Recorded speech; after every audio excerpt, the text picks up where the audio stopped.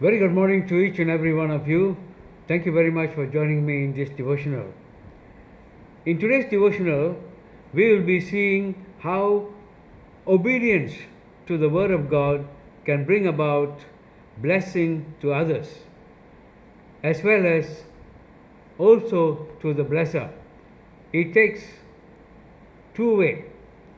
I bring blessing to people, God will also bless me in His own way. Therefore, obey God and be blessed today as we go on into our devotion. Devotion today is taken from 1 King chapter 17.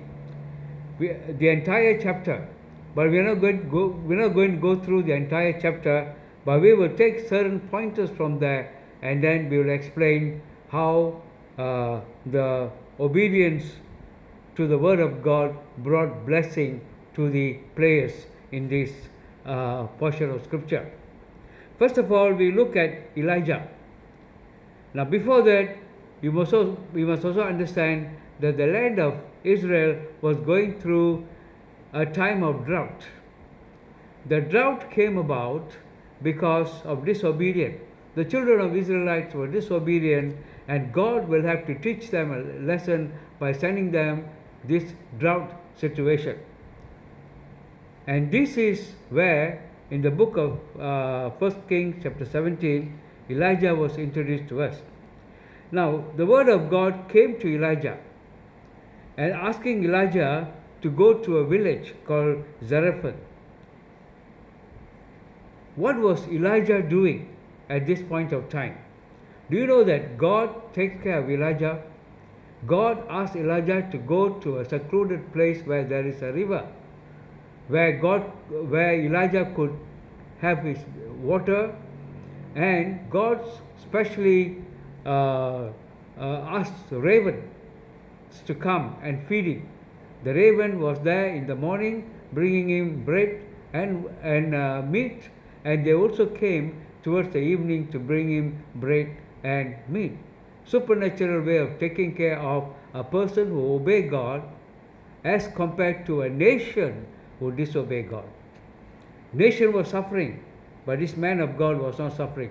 He was really enjoying having a wonderful life. And during this time, God called him to go to a village called Zarephath. And what plan God has for Elijah? God wants Elijah to be a blessing, to bring blessing to this village, particularly to a widow with a son. Now let's look at the position of the widow. The Bible tells us, let me read through the Word of God. The Bible tells us the widow was actually picking up some sticks. In verse 12, chapter 17, verse 12, so she said, as the Lord your God lives, I do not have bread, only a handful of flour in a bin and a little oil in a jar. And see, I am gathering a couple of sticks that I may go in and prepare it for myself and my son, that we may eat it and die. This was the situation of the widow.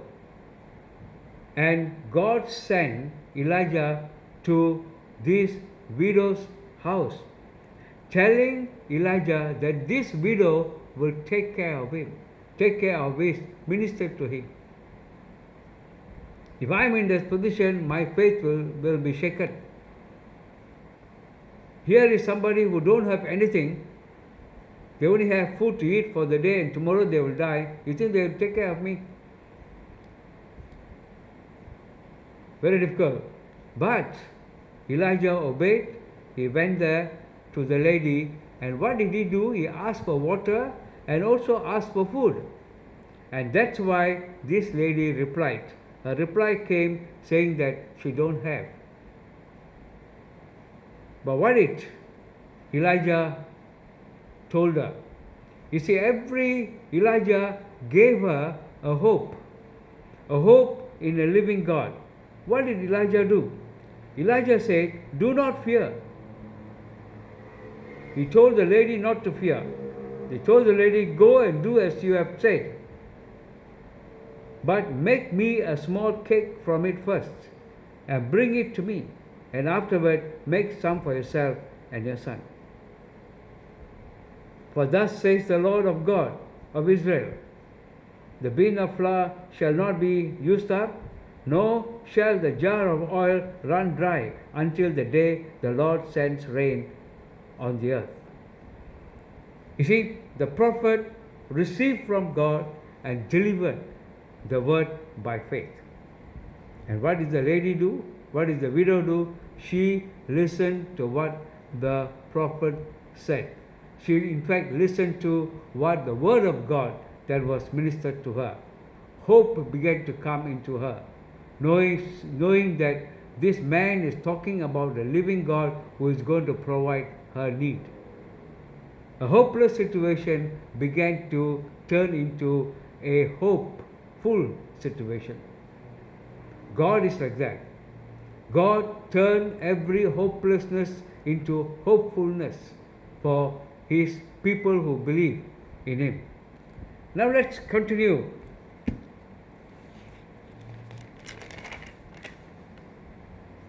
What blessing did Elijah enjoy? Because he said the word of God in faith.